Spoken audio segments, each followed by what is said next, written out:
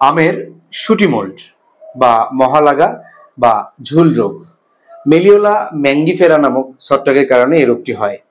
তবে আম বাগানে হপার পোকার আধিক্য বেড়ে গেলে পরোক্ষভাবে এই রোগটি সৃষ্টি হয়। এই রোগ থেকে পরিত্রাণ পেতে হলে আমাদেরকে অবশ্যই আগে হপার পোকা দমন করতে হবে। এরপরে আমরা যদি একেবারে প্রাথমিক পর্যায়ে সাবান মিশ্রিত পানি স্প্রে করতে পারি সমগ্র গাছ ভিজিয়ে, তাহলে রোগটি চলে যাবে। সেই ক্ষেত্রে আমরা 5 গ্রাম পার লিটার এই হারে ডিটারজেন্ট স্প্রে করতে পারি। তবে যদি রোগটি ব্যাপক আকারে ছড়িয়ে পড়ে তাহলে আমাদেরকে অবশ্যই কেমিক্যাল কন্ট্রোলের দিকে যেতে হবে। সেই ক্ষেত্রে আমরা 80% সালফার 2 গ্রাম পার লিটার এই হারে, অথবা ম্যানকোজেব 2 গ্রাম পার লিটার এই হারে, অথবা প্রোপিকোনাজল 0.5 ml পার লিটার এই হারে, যেগুলোর নাম বললাম এর যে কোনো একটা সমগ্র গাছ ভিজিয়ে স্প্রে করলে এই রোগটি থেকে আমরা পরিত্রাণ পেতে পারি।